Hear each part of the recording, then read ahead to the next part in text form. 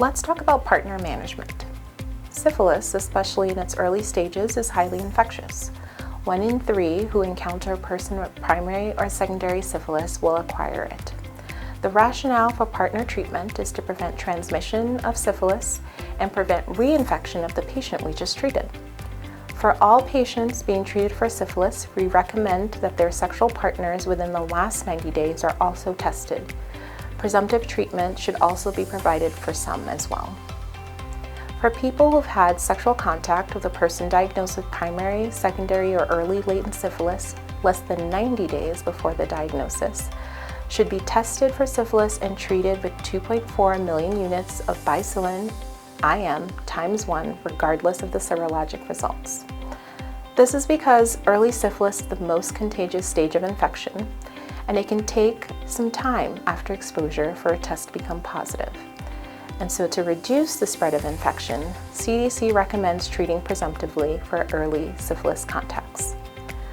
For people who have had sexual contact with a person diagnosed with primary, secondary, or early latent syphilis more than 90 days before the diagnosis, they should be tested for syphilis as well. You can presumptively treat if serologic results are not immediately available or if the patient might be lost to follow-up. Otherwise, if serologic tests are negative, no treatment is needed. And if serologic tests are positive, treatment should be given based on clinical evaluation and syphilis stage.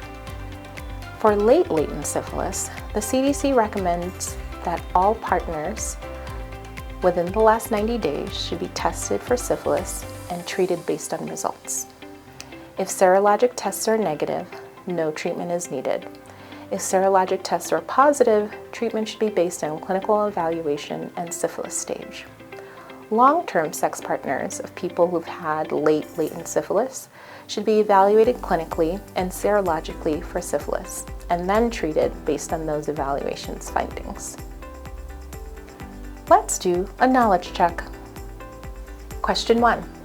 Why is presumptive treatment recommended for sexual contacts of individuals diagnosed with primary, secondary, or early latent syphilis within the last 90 days? A, to avoid unnecessary testing. B, because early syphilis is highly contagious and serologic tests may not yet be positive. C, to reduce the cost of treatment. Or D, because syphilis is only detectable after 6 months. Correct answer is B, because early syphilis is highly contagious and serologic tests may not yet be positive. Explanation. Early syphilis is the most infectious stage, and it can take time for serologic tests to detect the infection. Presumptive treatment ensures prevention of transmission and reinfection. Question 2. What is the recommended treatment for sexual contacts of a person diagnosed with primary, secondary, or early latent syphilis less than 90 days before diagnosis? A, test only, no treatment. B, 2.4 million units of bicillin intramuscularly times 1 regardless of test results. C, test and treat only if positive. D, no testing or treatment needed.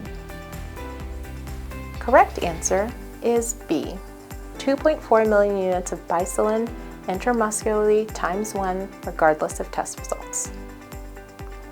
Explanation. Per CDC guidelines, people who have had sexual contact with a person diagnosed with primary, secondary, or early latent syphilis less than 90 days before the diagnosis should be tested for syphilis and treated with 2.4 million units of bicillin IM times 1 regardless of the serologic test results. Question 3. True or false? Sexual partners of individuals diagnosed with primary, secondary, or early latent syphilis more than 90 days before diagnosis should only be treated if their serologic test results are positive. Correct answer is false. Explanation. If serologic test results are unavailable and follow-up is uncertain, presumptive treatment is recommended to prevent transmission and address potential misdiagnoses. Question 4. What is the primary goal of presumptive treatment for syphilis? A, to reduce the number of follow-up visits. B, to prevent reinfection and further transmission, C, to avoid unnecessary antibiotic use, or D, to delay treatment until symptoms appear. Correct answer is B, to prevent reinfection and further transmission. Explanation. Presumptive treatment prevents the spread of syphilis and protects the treated patient from being reinfected by their partners. If you got all the questions correct, excellent job. If you missed a question, don't be discouraged. We recommend reviewing the video again or the resources below for better understanding. Learning is a journey, so let's keep exploring. Let's talk about strategies for syphilis prevention. First is doxy-PEP. This is when a person takes doxycycline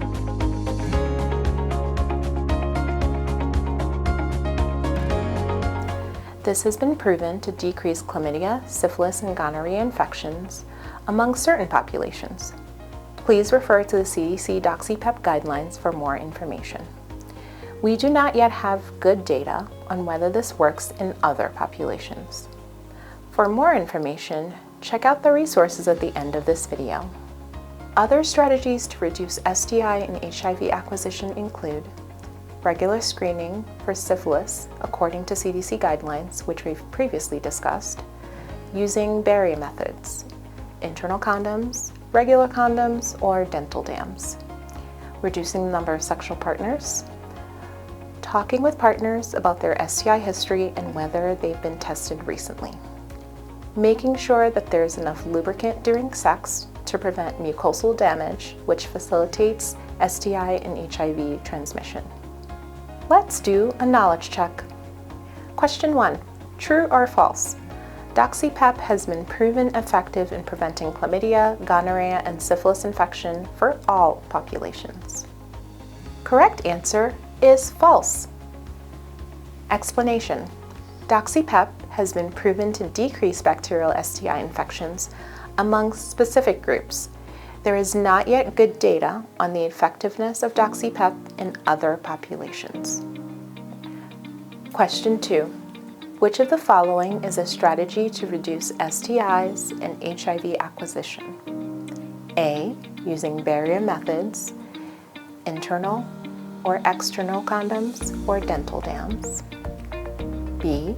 Talking with partners about their STI history and getting tested regularly. C. Using enough lubricant during sex. D. Abstaining from all sexual activity. Or E. All of the above. Correct answer is E. All of the above. Explanation. All of these strategies can reduce STI and HIV acquisition. Discuss all these options with your patients and let them choose which strategy might be best for them. If you got all the questions correct, excellent job. If you've missed a question, don't be discouraged. We recommend reviewing the video again or the resources below for better understanding.